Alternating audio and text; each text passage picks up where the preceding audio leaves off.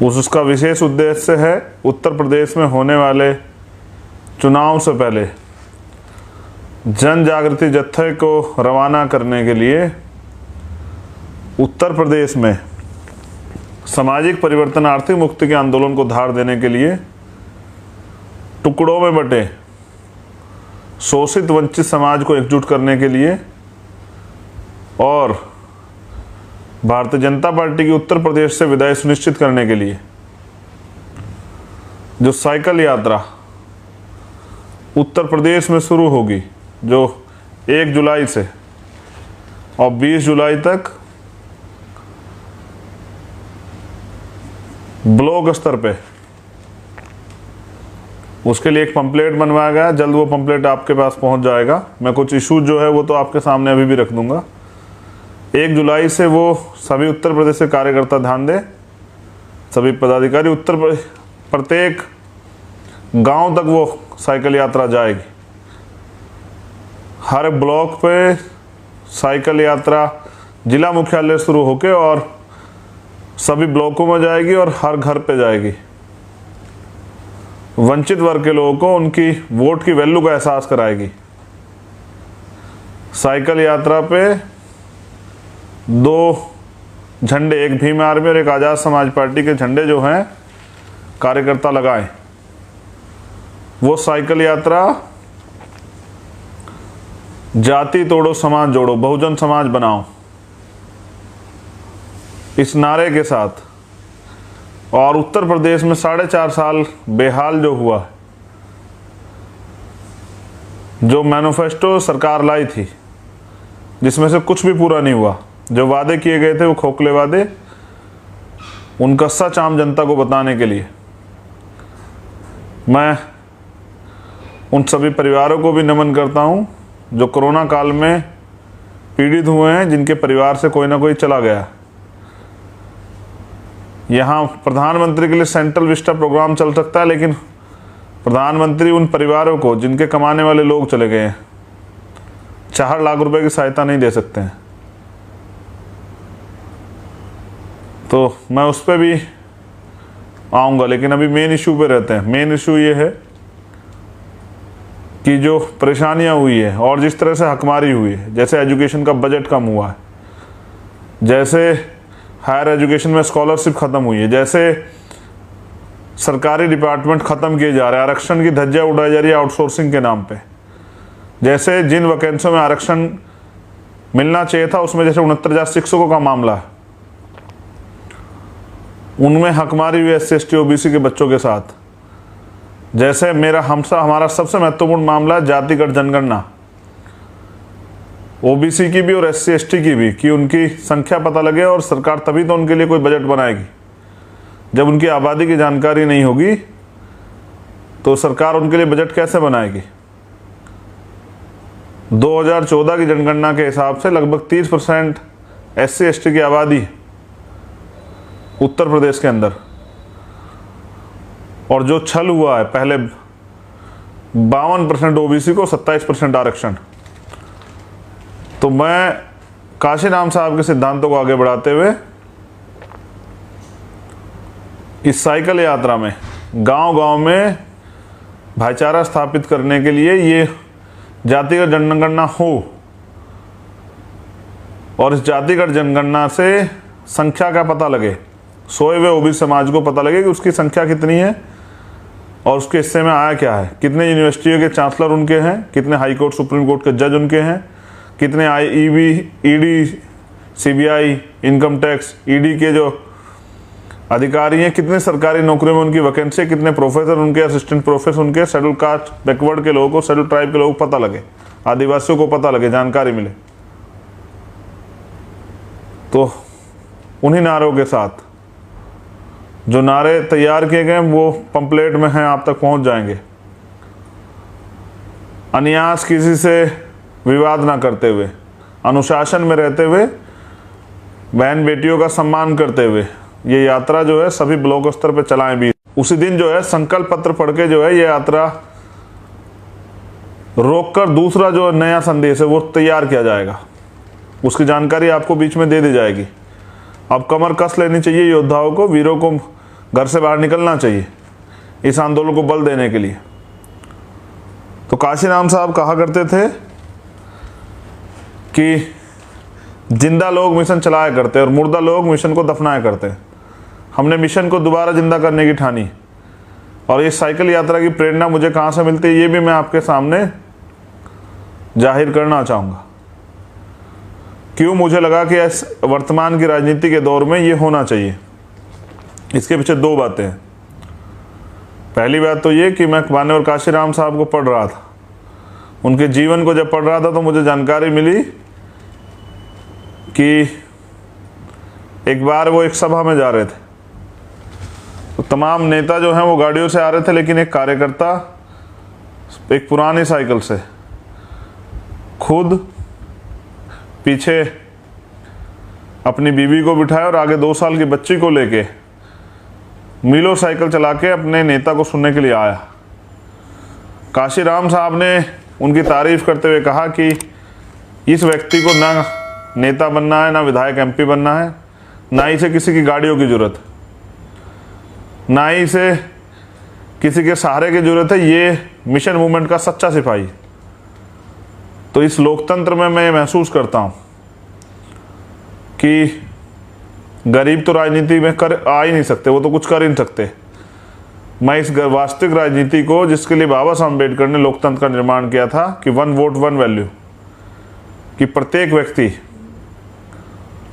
राजनीति में हिस्सेदारी करके अपने लोगों का भला कर सके, जो गरीब है वो भी नेता बन सके, वो भी आगे निकल के अपने लोगों की मदद कर सके। ऐसे लोगों को मौका कैसे मिलेगा जब सब लोग, जैसे मैंने कल के इंटरव्यू में बताया था कि 11,000 करोड़ रुपए भारतीय जनता पार्टी ने विज्ञापन पे खर्च कर दिए, और सभी दल करते हैं, मीडिया से लेकर सब जगह विज्ञापन पे खर्च, बड़े बड़े बैनर लगाते हैं। हमारे लोग भी कुछ सक्षम लोग हैं वो लगा रहे हैं, लेकिन मैं ये महसूस करता हूँ कि इस विज्ञापन के खर्चे में तो एक प्रदेश का बजट बन जाता। तो मैं समझता हूँ कि जब इतना पैसा आदमी राजनीति में खर्च करेगा तो फिर वो गरीबों की बात नहीं करेगा। तो काशीराम साहब ने कहा अपने साथियों को कि ये जो साइकिल से व्यक्ति आया है, ये सच्चा और ईमानदार व्यक्ति है, ये मिशन मूवमेंट का के लिए प्रति ईमानदारी से काम करता, निष्ठावान है। और ऐसे ही लोग जो है ना बिकने वाले लोग होते हैं। ऐसे लोग जो हैं, जैसे मान्यवर काशीराम साहब कहते थे कि ना तो हमें बाबा साहब के मिशन को खाना है ना पीना है, हमें तो इसको पढ़ना और पढ़ाना है। तो ऐसे ही लोग जो हैं दूसरे लोगों के लिए आदर्श बनते हैं। इनको गाड़ी वालों को कोई नहीं देखता, इस साइकिल वालों को सब लोग देखेंगे। तो इसलिए मैं ये समझता हूं कि कोई भी बड़ा काम एक जिंदगी में पूरा नहीं हो सकता, ये मान्यवर काशीराम साहब कहते थे। इसलिए आने वाली पीढ़ियों को तैयार करना जो है पड़ता है, ये काशीराम साहब कहते थे। तो मैं भी साइकिल यात्रा के माध्यम से उन गरीब लोगों में, उन नौजवानों में, जो भीम आर्मी, आज़ाद समाज पार्टी कार्यकर्ता हैं, जो भूखे प्यासे रह के आंदोलन चला रहे हैं, जो अपनी मेहनत की कमाई से इस आंदोलन को मजबूत कर रहे हैं, मैं चाहता हूं कि देखो, हर पार्टी में कार्यकर्ता को सम्मान होता है, आज़ाद समाज पार्टी, भीम आर्मी में भी होता है, लेकिन मैं अपने गरीब कार्यकर्ताओं को ये कहना चाहता हूं कि वो अमीर कार्यकर्ताओं से अपने आप को कमज़ोर ना समझे। हर गरीब कार्यकर्ता भी उतना ही जिम्मेदार है, उतनी उसका सम्मान है जितना एक अमीर कार्यकर्ता का। हाँ, अमीर कार्यकर्ता भी आगे काम करना चाहता है तो उसके लिए भी रास्ते खुले हैं, लेकिन ये गरीबों के लिए राजनीतिक दल बनाया कि जिससे गरीब राजनीति करके और अपने समाज का भला कर सकें। ये पैसे वाले लोग अगर गरीबों के इतने हितैषी होते तो कोई गरीब नहीं होता। तो काशीराम साहब ने कहा कि ये साइकिल जो है ना, ये सस्ता साधन है, बिल्कुल सस्ता साधन प्रचार प्रसार के लिए, अपनी बात को कहने के लिए आसानी से। मैं समझता हूँ कि परेशानियाँ तो होंगी, लेकिन जिसका समाज इतना परेशान हो, पीड़ित हो, उसके लिए ये परेशानियाँ कुछ नहीं। 2 पैर और 2 टायर के माध्यम से जो लोग आज काशीराम साहब को कहते हैं कि हम काशीराम साहब की मूवमेंट चला रहे हैं, अच्छी बात है, आप चला रहे हैं। काशीराम साहब ने तो सिद्धांत दिए थे, विचारधारा दी थी गरीबों के लिए। जब उनके नेतृत्व में पहली सरकार बनी तो उनके कई मंत्रियों के पैर में तो एक रंग की चप्पल भी नहीं थी। आप इतिहास पता कीजिए, वो लोग तो आज शामिल ही नहीं है, उनको तो कोई जानता ही नहीं।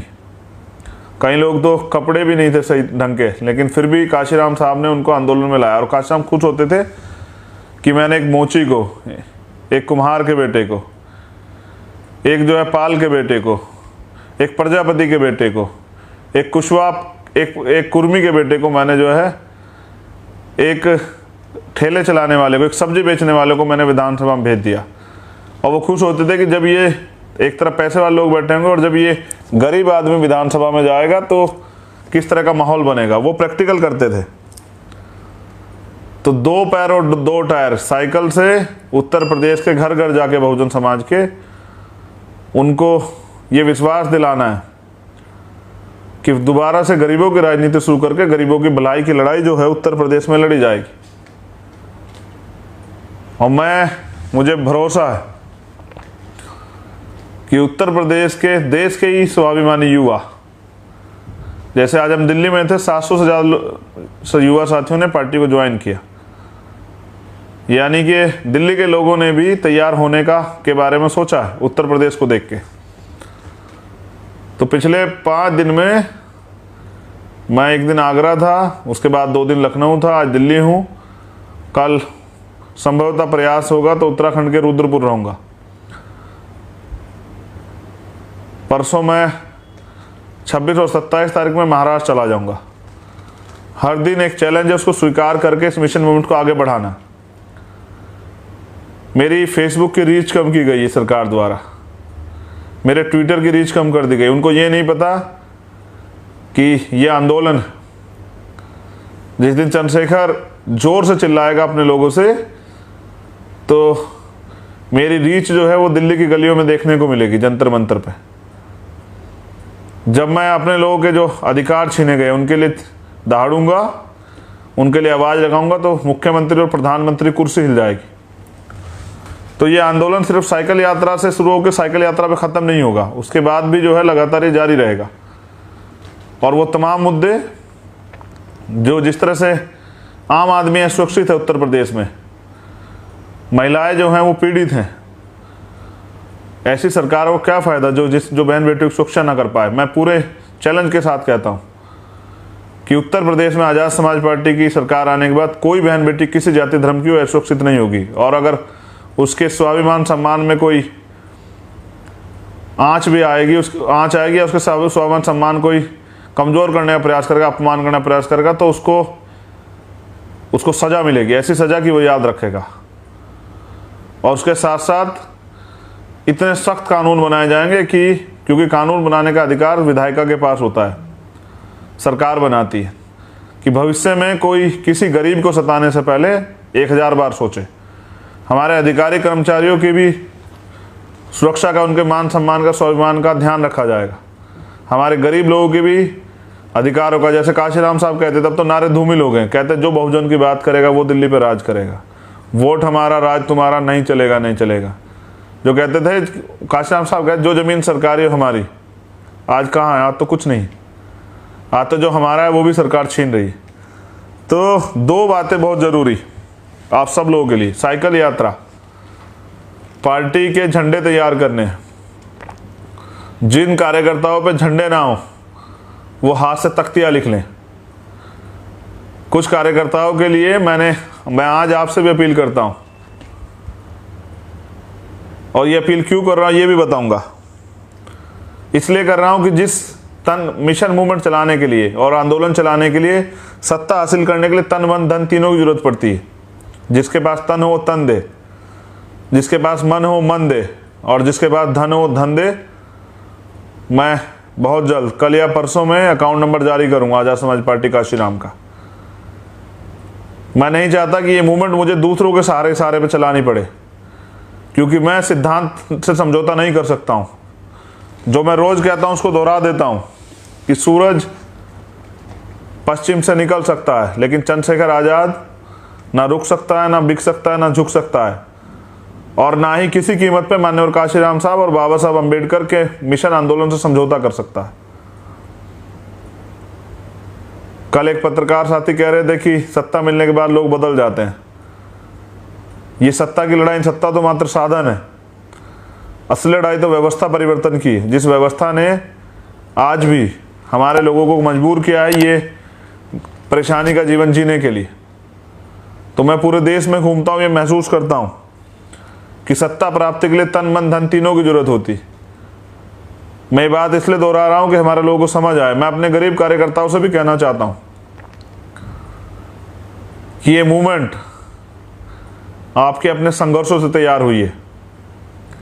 इसे कोई पूंजीपति फंड नहीं करता है, इसे कोई पैसे वाला फंड नहीं करता है। ये आपके मेहनत की कमाई से, जो आप भूखे प्यासे रह के संगठन पार्टी के लिए चंदा जुटाते हैं, उससे पार्टी चलती, उससे संगठन चलता है। हम गरीब जरूर हैं लेकिन बिकाऊ नहीं है। इस स्वाभिमान की, इस जमीर को कोई खरीद नहीं सकता है, क्योंकि एक महापुरुष ने कहा है कि सिर्फ सांसों का रुकना मौत नहीं होती, जिसका जमीर मर जाता है वो भी मर जाता है। तो मैं अपने जमीर को मरने नहीं दूंगा। इसलिए मैं समझता हूँ, और ये बात मैं आपको इसलिए भी कह रहा हूँ कि इसको लाखों लोग सुनेंगे, कि जिस समाज के लोग आज भी फुटपाथ पे भूखे पेट सो रहे हो, जिस समाज के लोग आज भी फुटपाथ पे भूखे पेट सो रहे हो, जो मोहताज हो रहे हो, जो रोटी रोटी के लिए तड़प रहे हो, जिनकी माताओं बहनों के तन पे, क्योंकि मैं पूरे देश में घूमता हूँ, आज भी वस्त्र ना हो, जो आज भी जिस समाज को जातिगत अन्याय अत्याचार का सामना करना पड़ता हो, उस समाज के नौकरी पैसे वाले लोग, बिजनेस करने वाले लोग एसी में कैसे सो सकते हैं? Go back to society and go back to society. समाज में जाओ, समाज को जोड़ो, भाईचारा स्थापित करो, समाज की मेहनत ईमानदारी के से दिए हुए सहयोग से पार्टी मिशन मूवमेंट चलाओ। धीरे धीरे चीज़ें समझ रहा हूँ और समझ के उनको अमल में ला रहा हूँ। एक तरफ तमाम पैसे वाले लोग हैं जिनके पास तमाम पूंजीपति हैं, अडानी अंबानी जैसे। मेरे पास मेरी सबसे बड़ी ताकत है तो मेरा समाज, ये वंचित वर्ग, बहुजन समाज के लोग।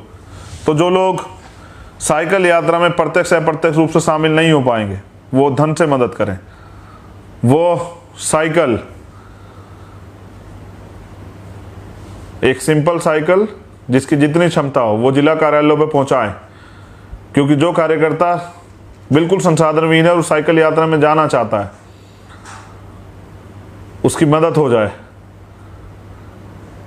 जिससे कि झंडे तैयार हों, जिससे कि मैं साथियों से ये कहना चाहता हूँ कि भाई वॉल पेंटिंग भी करनी, सस्ते संसाधनों को, इस राजनीति को इतनी सस्ती करना है कि गरीब का बेटा भी जो है ना, वो सपना देख सके। ये राजनीति सिर्फ अमीरों के लिए ना रहे, इसलिए जो है अपनी लड़ाई को अपने कंधों पर लड़ना है। और वो नौजवान किस काम का है जिसके समाज की बहन बेटियों का रेप होता है, हत्या होती है, सामूहिक दुष्कर्म होता है। ये तो उत्तर प्रदेश में आम बात हो चुकी है और वो चुपचाप घर बैठा है। तो मैं अपने नौजवान साथियों से कहना चाहता हूँ कि सरकार ने तो आपको रोजगार नहीं दिया, सरकार तो आपके तमाम अधिकार छीन रही है, लेकिन मैं आपसे कहना चाहता हूँ कि निकलो बाहर मकानों से, जंग लड़ो बेईमानों से, आ जाओ मैदान में और दिखा दो कि गरीब जो है, एक खुला ऐलान कर दो कि गरीब सत्ता में काबिज होने के लिए आ रहे हैं, अमीर सतर्क हो जाएं।